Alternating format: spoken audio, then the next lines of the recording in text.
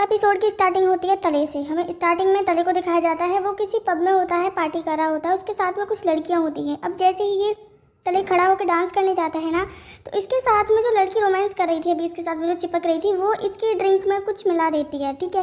और जैसे ही तले आके उसको वापस से पीता है ना, तो इसको एकदम से सडनली नशा नहीं होता जैसे पिया और एकदम से बेहोश हो गया, नहीं।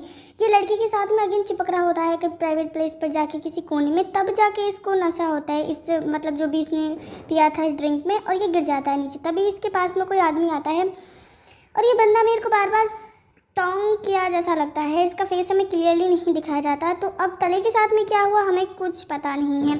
अब हमें नेक्स्ट सीन में क्या दिखाया जाता है, इन दोनों लव बर्ड्स को, ठीक है। तो ये दोनों कहीं मतलब होते हैं जैसे अदर प्लेस पर होते हैं, कहीं घर से दूर होते हैं। तो मस्त इन्होंने अपना वही टेंट सा लगा रखा होता है और एक दूसरे को गाने सुना रहे होते हैं। तो ग्रेट अभी फ़िलहाल काफ़ी ज़्यादा खुश होता है टाइम के साथ में। तो ग्रेट ने पूछता है टाइम से कि अच्छा तुम पक्का श्योर हो कि तुम्हारे पेरेंट्स की जो डेथ हुई थी वो मेरे पेरेंट्स की वजह से हुई है। तो यहाँ पे टाइम स्टोरी सुनाने लगता है कि मेरे जो पेरेंट्स थे ना, उन पर बहुत ज़्यादा कर्जा हो गया था। तो पहले तो तुम्हारे जो फादर थे वो सिर्फ उन्हें हैरेस करते थे, लोग भेजते थे गुंडे वगैरह, लेकिन अचानक से ही उन्हीं लोगों ने मेरे पेरेंट्स को मार डाला। और उसी दिन से मैंने डिसाइड किया था कि मैं तुम्हारे बाप से बदला ज़रूर लूँगा, ठीक है। तो यहाँ पर ग्रेट कहता है कि नहीं ऐसा नहीं है, मुझे अभी भी भरोसा नहीं होता कि मेरे जो पेरेंट्स हैं वो ऐसा कर सकते हैं।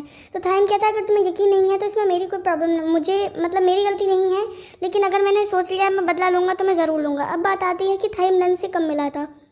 तो नन कुछ टाइम पहले आई थी हॉस्पिटल में अपना ट्रीटमेंट करवाने के लिए। यही जो गार्ड होता है इसके साथ में होता है, जो कि कॉर्न से मिला हुआ है, उस गैम्बलिंग डिपार्टमेंट का मेंबर होता है। तो नन उस टाइम पे प्रेग्नेंट थी, ठीक है। तो इसका जो इंटरनल कोई पार्ट होता है बॉडी के अंदर वो डैमेज हो गया था। नन बहुत ज़्यादा परेशान थी। तो थाइम इसकी हेल्प करता है और इससे पूछता है क्या प्रॉब्लम क्या है। थाइम ने उस आदमी को ना मुश्किल से ही बाहर निकाला था, तो इस वजह से नन ना सारी चीज़ें बता देती है। अब ट्रीटमेंट होने के बाद में जो नन थी वो किसी अपनी मोन नाम की फ्रेंड के पास में जाती है कि लड़की प्रेग्नेंट होती है। तो जो मोन होती है ना, ये नन से कहती है कि यार तुम ठीक हो, तुम आगे की चीज़ें मैनेज कर सकती हो। तो यहाँ पे तब तो नन ने कह दिया था कि कर लूँगी, लेकिन तभी रोने लगती है कि मुझे इस हेल जैसी मतलब ये नर्क जैसी जगह में ना रहना नहीं है, यहाँ पर मुझे यहाँ से निकलना है। तो मोन भी रोने लगती है। ये दोनों उसी डिपार्टमेंट में काम करती थी जहाँ पर लोग गैम्बलिंग वगैरह करते। तो एक दिन क्या होता है कि नन को मोन नहीं दिखती कहीं पर भी, और जैसे ही ये इसी आदमी को देखती है ना, तो इसके हाथों पर बहुत ज़्यादा ब्लड लगा हुआ था। ये दौड़ कर जाती है मोन के पास में। तो तब तक मोन की डेथ हो चुकी थी, मोन प्रेग्नेंट थी। अब मोन का रेप हुआ, क्या हुआ, मोन को क्या प्रॉब्लम हुई, ये हमें नहीं दिखाया जाता। तो नन की सिर्फ इकलौती फ्रेंड थी मोन, जिसकी डेथ हो जाती है। इसी चीज़ को थाइम बता रहा था ग्रेट को कि तुम्हारे जो पेरेंट्स हैं ना वो एक तरीके के राक्षस हैं, मतलब इंसानों के नाम पर कलंक हैं वो इस दुनिया में। तो ग्रेट कहता है प्लीज़ तुम इस रिवेंज को छोड़ो, तुम कुछ तो सोचो अपने बारे में। तो थाइम कहता है मैं नहीं रुकने वाला हूँ, मेरे पास में वैसे भी अब खोने के लिए कुछ नहीं है। तो ग्रेट कहता है कम से कम अपनी दादी के बारे में तो सोचो ना, तुम्हारे पास में तुम्हारी ग्रैंड मदर तो है ना। तो थाइम तभी वहाँ पर चुपचाप रुक जाता है। अब हम देखते हैं कॉर्न को। कॉर्न के पास में यही नमूना जाता है और ये बातें करते हैं कि नन इनको अभी तक नहीं मिली है। और सबसे बड़ी बात, कॉर्न अपने फादर को क्या जवाब देगा कि आखिर ये सारी इन्फॉर्मेशन लीक कैसे हुई। जब कॉर्न को पता चलता है कि ग्रेट ने हेल्प की है थाइम की, तो ये बंदा कहता है कॉर्न से कि हमें ग्रेट को पकड़ना चाहिए, लेकिन कॉर्न मना कर देता है कि नहीं मैं खुद ही ग्रेट से बात कर लूँगा।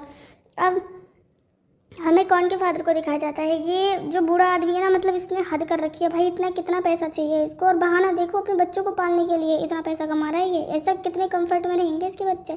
तो इसकी जो ग्रेट की मदर होती है, मतलब ये जो लेडी है जैसे कॉर्न आंटी कहता है, ये ग्रेट की माँ है, ठीक है। ये दोनों सौतेले भाई होते हैं।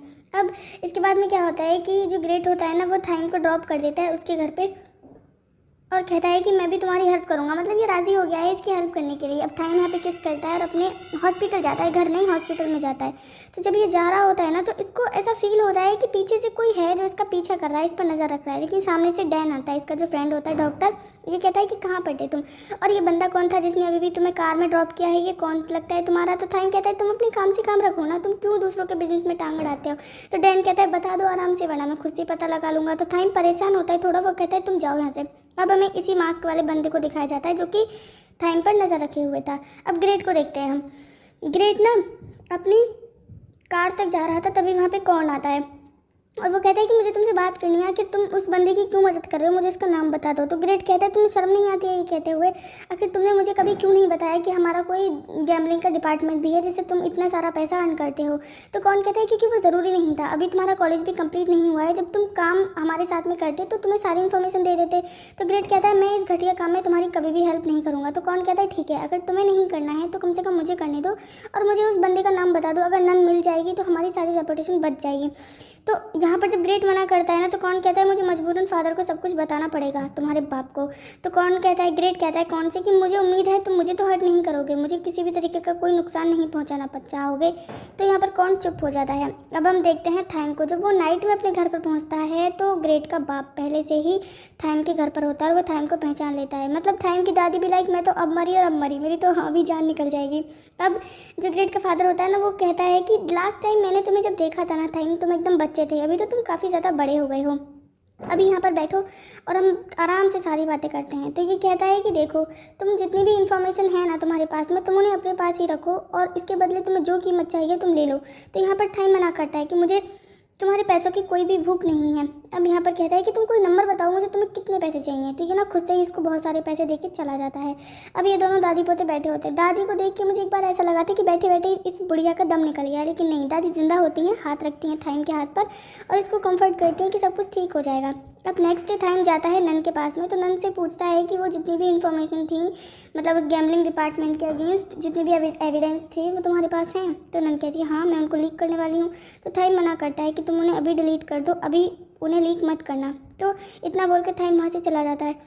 अब पीछे से नन आवाज़ लगाती है कि तुम इतने सेल्फिश हो, मुझे पता है उन लोगों ने तुम्हें खरीद लिया है, उन लोगों ने तुम्हें पैसे दिए हैं, है ना, और इसीलिए तुम मुझसे कह रहे हो कि सारी एविडेंस को ख़त्म कर दूँ मैं।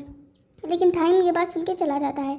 अब पता है नन क्या करती है, अपना फ़ोन लेती है और जो भी वीडियो थी ना, मतलब जितने भी एविडेंस वगैरह जो होते हैं सबको लीक कर देती है न्यूज़ चैनल वालों को। अब यहाँ पे हमें एक औरत को दिखाया जाता है। इस औरत का क्या सीन है भाई, मुझे तो समझ नहीं आया, कहीं ये वही तो नहीं है जिसका फर्स्ट एपिसोड में एक्सीडेंट किया था ग्रेट ने। थोड़ी कन्फ्यूजिंग थी यहाँ पे। तो जब सारी मतलब ये बात मीडिया को पता चलती है ना, तो सभी पूछते हैं, क्वेश्चन करते हैं इनसे, तो ये लोग टाल देते हैं, मतलब मना कर देते हैं कि झूठी खबर है। अब अपने घर पे जाके ग्रेट का बाप बहुत भड़कता है कौन के ऊपर। ग्रेट की माँ भी कौन सी कहती है, तो कौन ना अपनी सौतेली माँ पे एकदम भड़क के पड़ता है, अपनी स्टेप मदर पे, कि आखिर ये मेरी वजह से नहीं हुआ है। कभी तुमने एक कोशिश भी की है अपने बेटे को समझाने की तुम्हारा जो वो लाडला पुत्र है ना, जो ग्रेट है, उसकी वजह से सब कुछ हुआ है।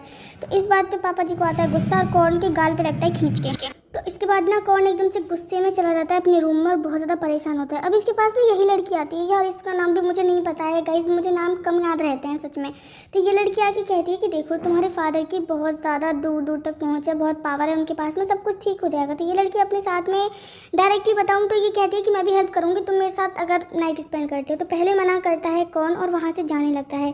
तो ये लड़की कौन को एक तरीके से ब्लैकमेल करती है और कहती है कि इसके अलावा तुम्हारे पास में दूसरा कोई ऑप्शन है भी नहीं है। तो इसके बाद में ना बेचारे कौन को रुकना पड़ता है और ना चाहते हुए भी इस लड़की की बात माननी पड़ती है, इसके क्लोज जाना पड़ता है। ये कितना गंदा फंसा है बच्चा, ना इधर का ना उधर का, ना घर का ना घाट का। अब हम देखते हैं ग्रेट को। ये पता है थाइम को ढूंढने गया होता है, लेकिन जैसे ये थाइम के घर के बाहर पहुंचता है तो वहाँ पर एक बोर्ड लगा होता है कि ये जो घर है ये रेंट के लिए है। मतलब थाइम किसी और प्लेस पर जा चुका होता है और ग्रेट बहुत परेशान हो जाता है इस चीज़ से। अब हम इसी औरत को देखते हैं। ये इसकी ज़िंदगी भर की जो सेविंग्स होती है ना, ये किसी आदमी के पास में जाती है और उसको दे देती है। ये आदमी इसको गन नहीं देता, हमें गन दिखाई जाती है लेकिन गन नहीं देता। एक पेपर होता है उस पर कुछ लिखा होता है, भगवान जाने वो क्या होता है, उसको देता है और ये औरत उस पेपर को लेके वहाँ से चली जाती है। लेकिन इस औरत पर कोई और आदमी नज़र रखे हुआ था। भाई कितनी कंफ्यूजिंग है, कोई और बंदा इस औरत को देख रहा था कि ये कर क्या रही है। अब हम देखते हैं ग्रेट के पापा जी को। यहाँ पर ग्रेट एकदम गुस्से में आता है, एकदम चिल्ला के पड़ता है, कहते नहीं है कि आग फेंक रहा होता है, आग खाता है आगे उगलता है। तो चिल्ला के पड़ता है, पूछता है कि थाइम कहाँ है, आखिर तुम लोगों ने उसे कहाँ भेज दिया है। तो इसका बाप ने इसको समझाता है कि वो लड़का तुम्हें यूज़ करा था और वो अच्छा नहीं है। तो ग्रेट कहता है तुम तो अच्छे बुरे की बात नहीं करें आप तो ही बेहतर है, ठीक है। और तुम लोग क्या करते हो, कितने लोगों की जान ले चुके हैं आप सिर्फ अपने गैम्बलिंग डिपार्टमेंट की वजह से, और आपके पास पैसे की कमी भी नहीं है, क्यों करते हैं ये सारी चीज़ें। तो इसका बाप कहता है तुम्हें तो मुझे अप्रिशिएट करना चाहिए, तुम्हें तो मेरा थैंकफुल होना चाहिए, मैं तुम लोगों के लिए कर रहा हूँ। तो क्या पैसे खाते हैं क्या ये लोग, जो इतने पैसे चाहिए इन लोगों को। तो ग्रेट कहता है देखिए आपको उम्मीद है कि मुझे आपका पैसा चाहिए लेकिन मुझे नहीं चाहिए, और ना ही मैं आपके घर में दोबारा पैर भी रखने वाला हूँ। लेकिन ग्रेट की माँ आती है पीछे पीछे और कहती है कि बेटा चलो जल्दी से अपने पापा जी से माफ़ी मांग लेना। लेकिन ग्रेट अपनी माँ की बात नहीं सुनता, कार में बैठ के जाने लगता है। और अब फाइनली बिल्कुल लास्ट में हमें ग्रेट का 4 मिनट वाला जो फ्यूचर विजन आते हैं उसको वो दिखाया जाता है। तो इसको लगता है कि माँ पर कोई अटैक करने वाला है, तो जो शूटर होता है उसके सामने ग्रेट आ जाता है और गोली लगती है सीधा ग्रेट को। ग्रेट गिर जाता है। तो ग्रेट अपनी माँ से कहता है कि जल्दी से यहाँ से भाग जाओ। भाई माँ तो माँ होती है, वो नहीं भागती और कहती है कि नहीं तुम ऐसे मेरे सामने से मर नहीं सकते। तो ये जो शूटर होता है ना, ये ग्रेट की माँ को भी एक गोली मार देता है।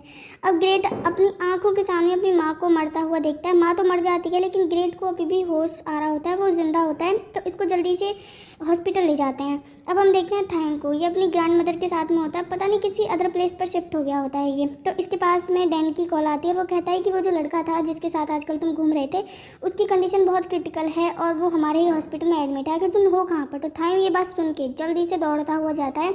अब ये दौड़ता हुआ कहाँ पहुँचता है, हॉस्पिटल में किसी और प्लेस पर, लेकिन ये एक जगह पर ना रुक जाता है जैसे इसको कुछ दिखा हो, कुछ करने वाला हो। और इसी सस्पेंस के साथ में ये एपिसोड खत्म हो जाता है।